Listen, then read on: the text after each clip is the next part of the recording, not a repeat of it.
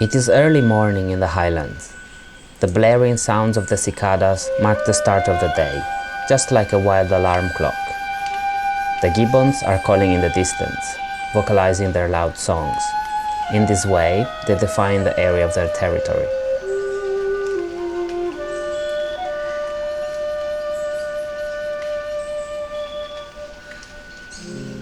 The jungle is slowly waking up, and the cool morning fog still surrounds the trees.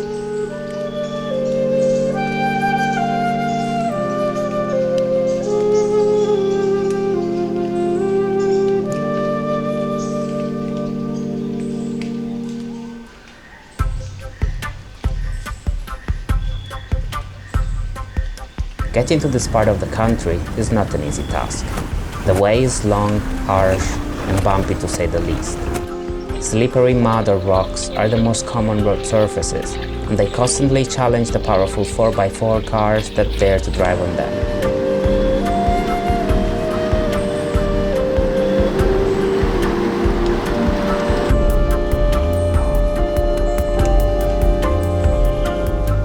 Along the rocky sides of the roads, we take a quick stop to see some beautiful pitcher plants. The vivid green pitchers of Nepenthes chaniana are the first to welcome us, followed shortly after by a wonderful dark form of Nepenthes tentaculata.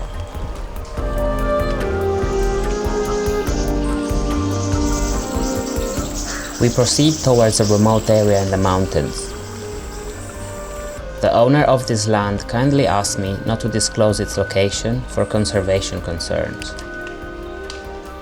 We are granted access to a wonderful highland jungle, which upon our arrival is still misty and refreshed by the light morning rain. But shortly the sun starts shining through the trees, and we begin our exploration.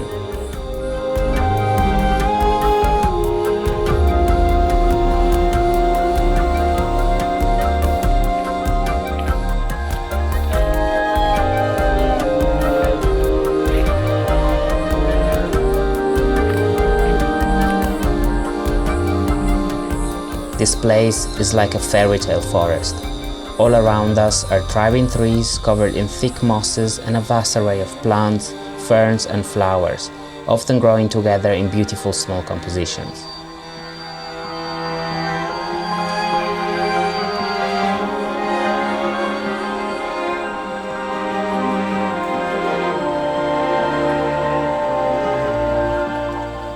The vegetation here is quite thick and intricate, but also smaller in size, which is typical of higher elevations.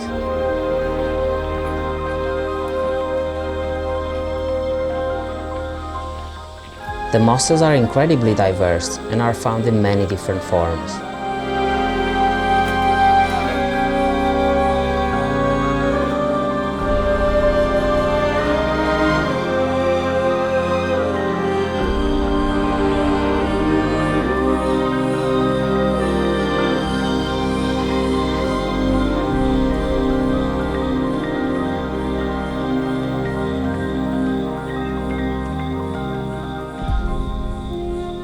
Eventually, we come across every carnivorous plant's favorite type of moss, sphagnum moss. Thanks to its high water retention and acidity, it is a great growing media for pitcher plants.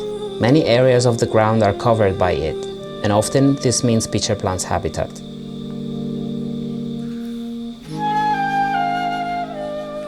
Here we find some plants of Nepenthes tentaculata growing straight from it. This species is quite commonly found in this elevation, and very often it is not the only one. And we are now around 1,600 meters above sea level. We continue walking through this enchanted forest, hoping to find something interesting.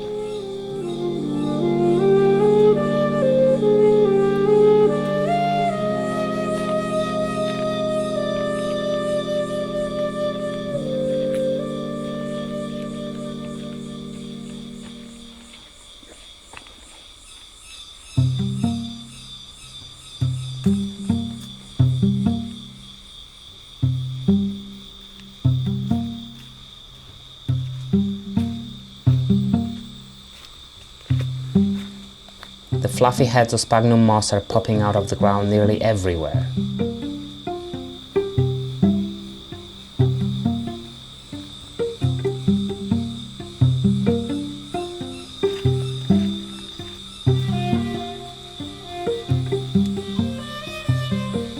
All of a sudden, I see a fallen tree with a plant wrapped around it. Nearby, a huge dry pitcher lays on the ground. At that moment, I start screaming, "It's Nepenthes veitchii!" I really had no idea that I would find my favorite species here. While I try to keep it together, we search for more plants. But my attention is also caught by a different Nepenthes. This species grows on the ground and has red-colored pitchers.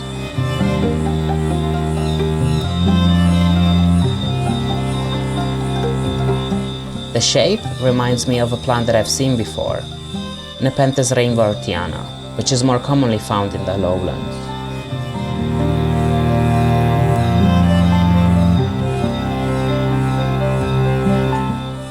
Usually, it has two distinctive dots inside the pitcher that almost look like a pair of eyes.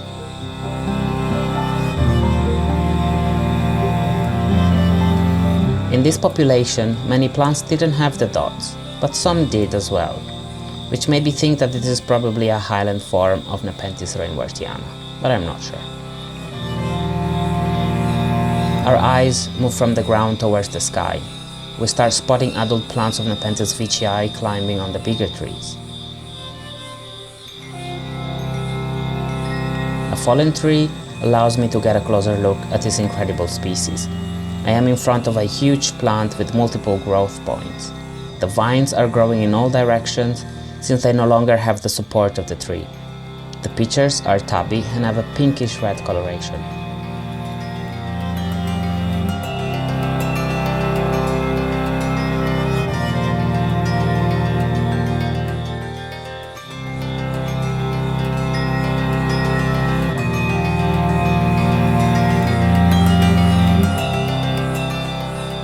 The area seems to be a great spot for this species, which is clearly thriving in here.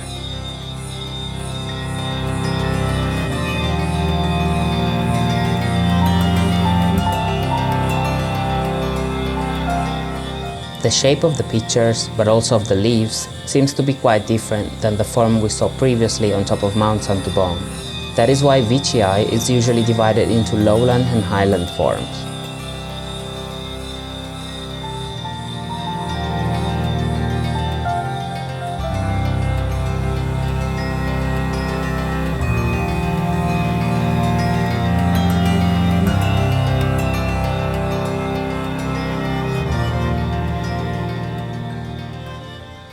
We are able to spot many seedlings and young plants growing straight on some mossy trunks.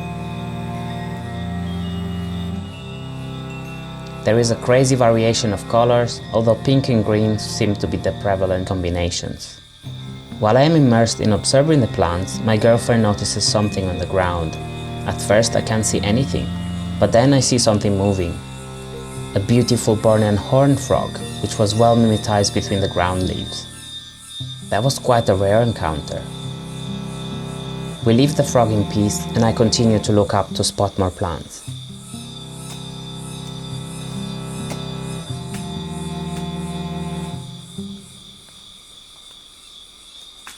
I dive deeper into the intricate branches and I find another fallen trees full of plants.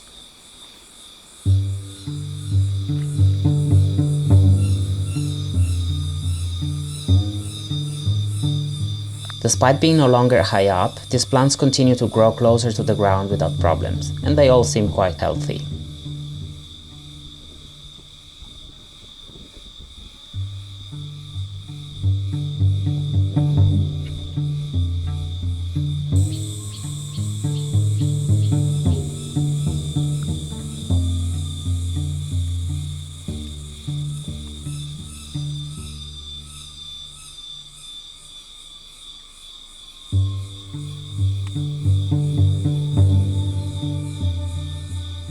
Observing the plants around me, it is quite clear that the curling leaves of veitchii are able to hang on to the tree trunks and climb vertically.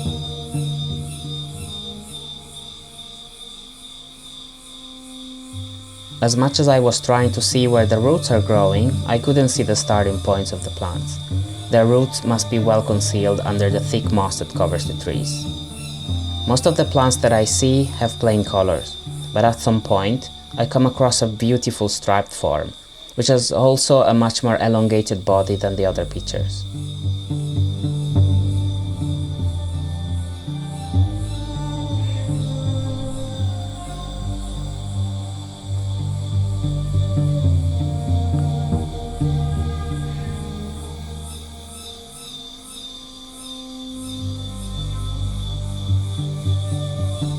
I find a couple more striped plants, but they are undoubtedly the minority in here.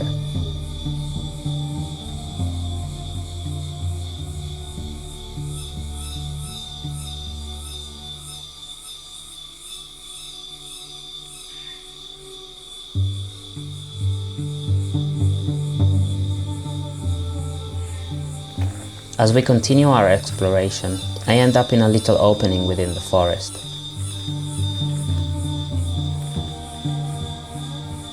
I decide to carefully send my drone up in the air to try to capture the climbing plants from a different perspective. And let me tell you, that is quite a sight.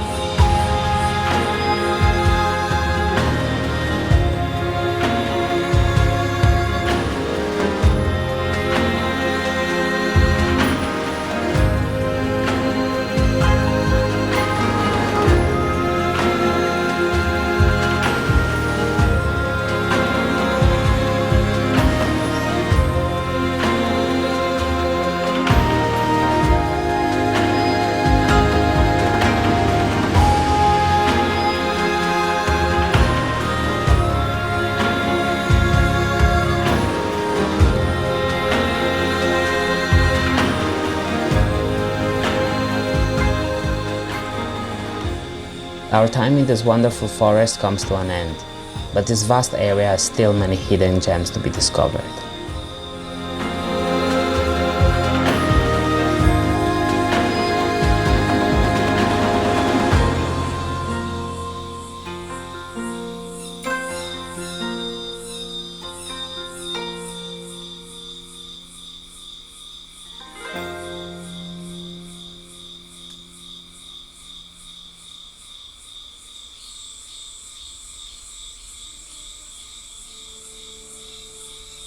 Another day comes.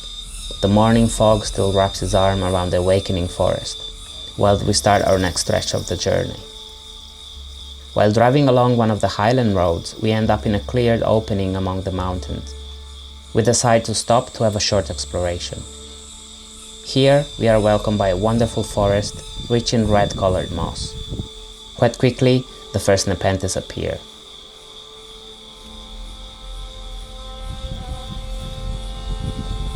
Various forms of Nepenthes tentaculata are the first species that we see.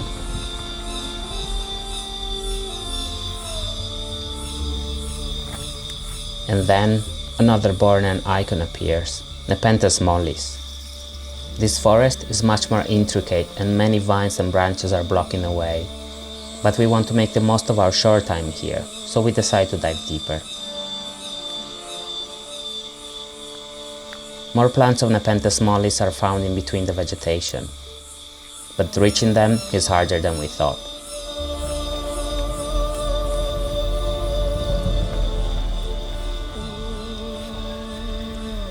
After getting stuck multiple times and sliding down a muddy path, we encountered many stunning plants with striking colorations.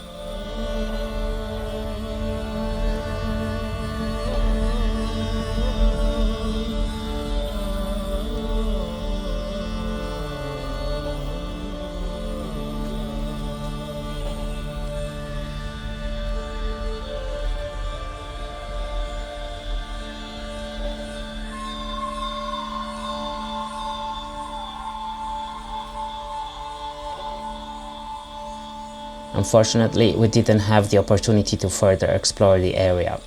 We took some last few shots and continued our journey.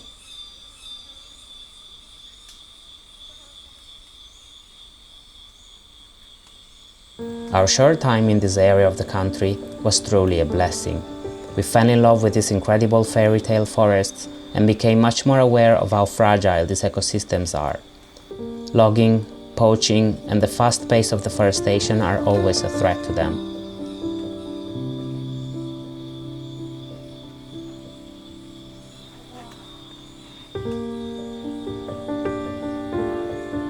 Mindfulness, awareness, and having conservation at heart are all extremely important if you want to protect these beautiful wonders of nature. Like a good friend always says, immerse yourself in nature and you'll live.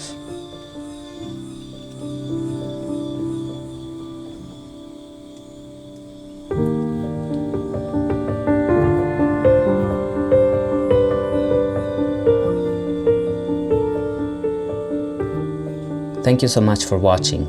I really hope you enjoyed this adventure and see you in the next episode.